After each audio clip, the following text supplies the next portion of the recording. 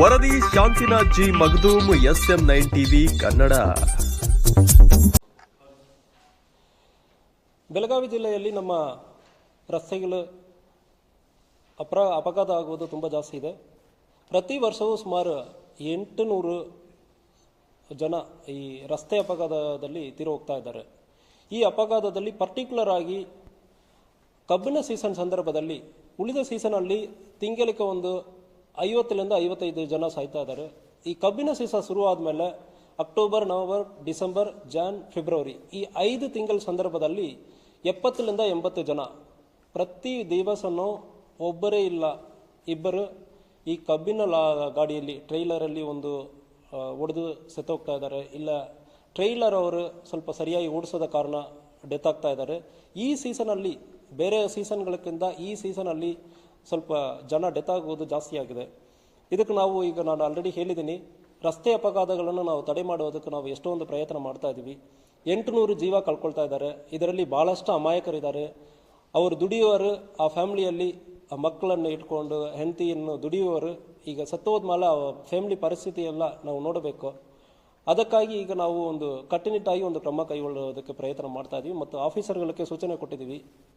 ಯಾವುದೇ ಕಬ್ಬಿನ ಲಾರಿ ಮತ್ತು ಟ್ರೈಲರ್ ಇರುತ್ತಂದ್ರೆ ಕಬ್ಬಿನದ ಲೋಡ್ ಇರುವಾಗಲೂ ಮತ್ತು ಲೋಡ್ ಇಲ್ಲದೆ ಸಂದರ್ಭಗಳಲ್ಲಿ ಕೂಡ ಹಿಂದುಗಡೆ ಕಡ್ಡಾಯವಾಗಿ ರಿಫ್ಲೆಕ್ಟರ್ ಕ್ಲಾತನ್ನು ಹಾಕ್ಕೊಂಡು ಹೋಗಬೇಕು. ಇದನ್ನು ಪ್ರತಿಯೊಂದು ಫ್ಯಾಕ್ಟ್ರಿಯವರು ಕೂಡ ಇನ್ಶೂರ್ ಮಾಡಬೇಕು. ಅವರವರ ಫ್ಯಾಕ್ಟ್ರಿಗೆ ಬರುವ ಪ್ರತಿಯೊಂದು ಕಬ್ಬಿನ ಟ್ರ್ಯಾಕ್ಟರ್, ಲಾರಿ ಯಾವುದು ಬರುತ್ತಂದ್ರೂ ಹಿಂದುಗಡೆ ಕಡ್ಡಾಯವಾಗಿ ವಿಸಿಬಲ್ ಆಗಿ ಕಾಣುವುದ ಥರ ರಿಫ್ಲೆಕ್ಟರ್ ಕ್ಲಾತನ್ನು ಹಾಕಿಕೊಳ್ಬೇಕು. ಅದೇ ರೀತಿಯಲ್ಲಿ ಅನ್ಲೋಡ್ ಮಾಡಿ ನಂತರ ಕೂಡ ಭಾಳಷ್ಟು ಟ್ರ್ಯಾಕ್ಟರ್ಗಳಲ್ಲಿ ಇಂಡಿಕೇಟರ್ಸ್ ಇರುವುದಿಲ್ಲ. ಆದ್ದರಿಂದ ಕಡ್ಡಾಯವಾಗಿ ಪ್ರತಿಯೊಂದು ಗಾಡಿಯಲ್ಲಿ ಕೂಡ ಇದು ರಿಫ್ಲೆಕ್ಟರ್ ಕ್ಲಾತ್ ಹಾಕ್ಕೊಂಡು ಹೋಗಬೇಕು. ಆ ಇಲ್ಲದ ಸಂದರ್ಭದಲ್ಲಿ ಖಂಡಿತವಾಗಿ ನಾವು ಕೇಸ್ ಮಾಡ್ತೀವಿ. ಜೊತೆಗೆ ಒಂದು ವೇಳೆ ಕುಡಿದು ಬಿಟ್ಟು ಗಾಡಿ ಓಡಿಸಿ ಯಾರು ಡೆತ್ ಆಗುವ ಸಂದರ್ಭದಲ್ಲಿ it will be consider as culpable homicide equivalent to murder. ಇದು ಎರಡಕ್ಕೂ ದೊಡ್ಡ ವ್ಯತ್ಯಾಸ ಏನಲ್ಲ, ಪನಿಷ್ಮೆಂಟ್ ಕೂಡ ತುಂಬ ಜಾಸ್ತಿ ಇರುತ್ತದೆ. ಕುಡಿದು ಬಿಟ್ಟು ಗಾಡಿ ಓಡಿಸಿ ಯಾರೋ ಒಬ್ಬರು ಡೆತ್ ಆಗ್ತಾರೆ ಅಂದರೆ ಸುಮ್ಮನೆ ನಾವು ಬಿಡೋಕ್ಕಾಗಲ್ಲ. 100% ನಾವು ನಿಮ್ಮನ್ನು ಅರೆಸ್ಟ್ ಮಾಡ್ತೀವಿ. ಕಡ್ಡಾಯವಾಗಿ ಈಗ ಪ್ರತಿಯೊಂದು ರೋಡ್ ಆಕ್ಸಿಡೆಂಟ್, ಫ್ಯಾಟಲ್ ಇರಲಿ, ಡೆತ್ ಆಗೋದು ಇರಲಿ, ಇಲ್ಲ ಗಾಯಾಲು ಪಡೆಯುವವರು ಕೂಡ ಯಾವುದೇ ಆಗುತ್ತಂದ್ರೆ ಕೂಡ ಅಟೆಂಪ್ಟ್ ಟು ಮರ್ಡರ್ಗೆ ಈಕ್ವಲೆಂಟ್ ಆಗಿ attempt to culpable homicide section 110 of BNS ಆ ಸೆಕ್ಷನಲ್ಲಿ ನಾವು FIR ಅನ್ನು ಮಾಡ್ತೀವಿ. ಯಾವುದೇ ಕಾರಣಕ್ಕೂ ಯಾವನೋ ಒಬ್ಬನು ಕುಡಿದುಬಿಟ್ಟು ಗಾಡಿ ಓಡಿಸುವುದಕ್ಕೆ, ಅಮಾಯಕರು ಬಲಿಯಾಗುವುದಕ್ಕೆ ಪೊಲೀಸ್ ಇಲಾಖೆ ಬಿಡುವುದಿಲ್ಲ. ಪ್ರತಿ ದಿವಸ ಇದು ಪರ್ಟಿಕ್ಯುಲರ್ಲಿ ನಾವು ನಮ್ಮ ಆಫೀಸರ್ಸ್ ಪ್ರತಿ ದಿವಸ 9 ಗಂಟೆ ಇವತ್ತು ಎಷ್ಟು ಅಪಘಾತ ಆಗಿದೆ, ಅದರಲ್ಲಿ ಎಷ್ಟು ಜನ ಕುಡಿದು ಓಡಿಸಿದಾರೋ ಅವರ ಮೇಲ್ಗಡೆ 110 ಕೆಳಗಡೆ FIR ಮಾಡಿ ಅರೆಸ್ಟ್ ಮಾಡೋಕ್ಕೆ ನಾನು ಪರ್ಸನಲಿ ಪರ್ಟಿಕ್ಯುಲರ್ ಆಗಿ ನಾನು ಫಾಲೋಅಪ್ ಮಾಡ್ತಾ ಇದ್ದೀನಿ. ಸೊ ಯಾರು ಕೂಡ ಕುಡಿದುಬಿಟ್ಟು ಗಾಡಿ ಓಡಿಸಿರಂದ್ರೆ ಜೈಲಿಗೆ ಹೋಗೋದು ಕಂಪಲ್ಸರಿ. DD ಕೇಸ್ ಹಾಕಿ ಸುಮ್ಮನೆ ಬಿಡೋದು ಇಲ್ಲ. ಇದು equivalent to murder, attempt to murder ಅಂದರೆ ನಾವು ಟ್ರೀಟ್ ಮಾಡ್ತೀವಿ.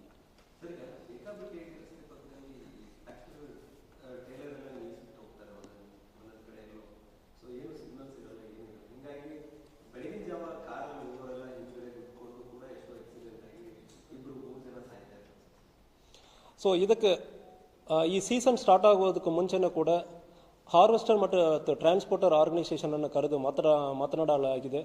ಈಗ ನಾವು ಆಫೀಸರ್ಸ್ ಕೂಡ ಸೂಚನೆಗಳು ಕೊಡ್ತಾ ಇದ್ದೀವಿ.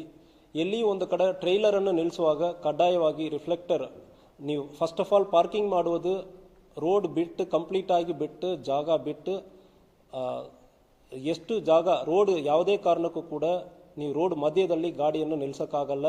ಟ್ರ್ಯಾಕ್ಟರನ್ನು ಬಂದು ನಿಲ್ಲಿಸಬಾರ್ದು. ನಿಲ್ಲಿಸ್ತೀರಂದ್ರೆ ಅಂತಹ ಕೇಸ್ ಆಗುವ ಸಂದರ್ಭದಲ್ಲಿ ಕಾನೂನು ರೀತಿಯಲ್ಲಿ ಕ್ರಮ ಕೈಗೊಳ್ಳುತ್ತೀವಿ. ಅದೇ ರೀತಿಯಲ್ಲಿ ಗಾಡಿ ನಿಲ್ಲಿಸುವ ಸಂದರ್ಭದಲ್ಲಿಯೇ ಕೂಡ ರಿಫ್ಲೆಕ್ಟರ್ ಕ್ಲಾತನ್ನು ಹಾಕಿನೇ ನಿಲ್ಲಿಸಬೇಕು. ಇಲ್ಲಾಂದರೆ ಗಾಡಿಯನ್ನು ಕೂಡ ನಾವು ಸೀಸ್ ಮಾಡಬೇಕಾಗುತ್ತದೆ ಕೇಸಿಗೆ.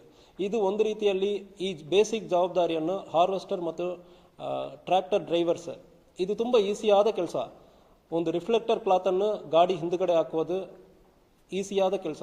ಈ ಕೆಲಸ ಆಗಲ್ಲ ಅಂದರೆ ರೈತರಿಗೆ ಅನ್ಯಾಯ ಆಗ್ತದೆ.